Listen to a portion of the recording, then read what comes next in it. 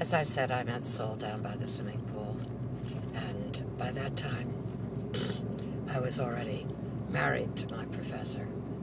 I married him at the end of my junior year.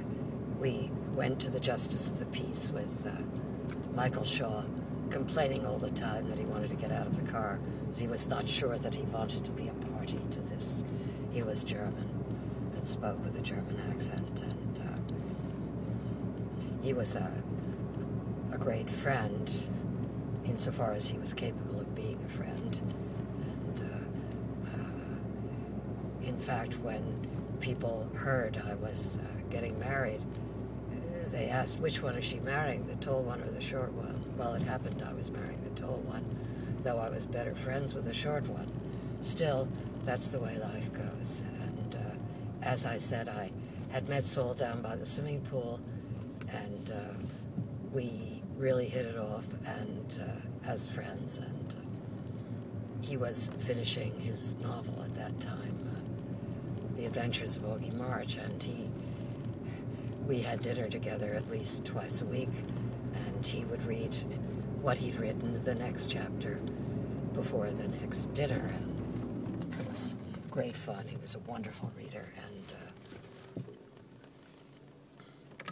and I loved his laugh, and he was just incredible. He must have been about 47 at the time, and I was 21. And the following year, I graduated from Bard and had been accepted to do graduate study at Columbia University. And I chose as an area of specialization 17th century English literature because I thought, well, this century I knew least about. I knew a great deal about the Victorian period, and so innocent was I didn't understand that it's best to go where your strength is. So I went and majored in 17th century literature, and I came back to Bard on the weekends. I had an apartment share on East 79th Street, and I would walk home or take the bus, and on the weekends we would get together with Bellow, and who was then involved with Susan Glassman, who later became his wife, Susan Bellow, and the mother of his son, Adam. Well, he wanted to see what I was working on, and I gave him a few stories that I'd written, and he said, you have a talent. You've got your subject already. It's just amazing. He says, how is it you could write about men? He said, I have the greatest trouble writing about women, but you already are so good at writing about men. My heroes, my characters, some of my characters were male characters. One story in particular I remember that he liked was called The Professor, and it was based on stories I'd heard about Lionel Trilling from my then husband and from other dear friends who were also people getting doctorates at Columbia, like Ilya Wax and Alvin Kybell, and who were also students of Trilling. So I formed this idea of Trilling. Actually, I think the story was not called The Professor, it was called The Subway Rider. And the Subway Rider was a student of Trilling's who didn't really get back what he needed, and ultimately disappeared into the underground and into the subway, and was never heard from again. So that's why I called this story The Subway Rider, and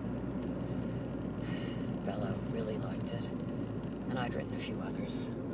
It'd be hard for me to think of which ones they were at this point, but The Subway Rider was certainly a good one.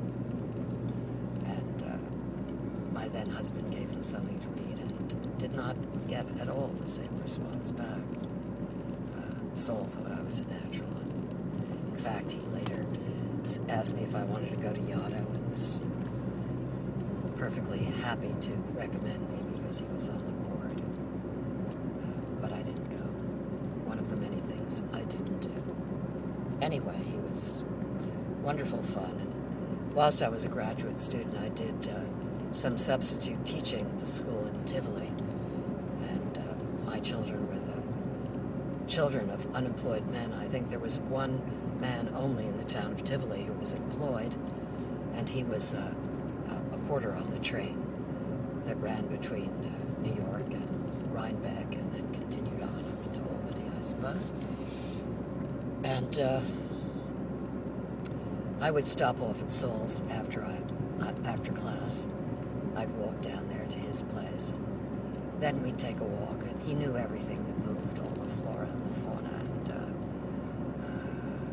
about nature and all of that. He was really terrific, and I really enjoyed those times that we had together, and then my then husband would come and join us for dinner, and perhaps Susan would also be there because she was teaching during the week at the Dalton School, but was every weekend in Tivoli, where he had the grandest house, a wonderful old 1860s grand house with a whole lot of land.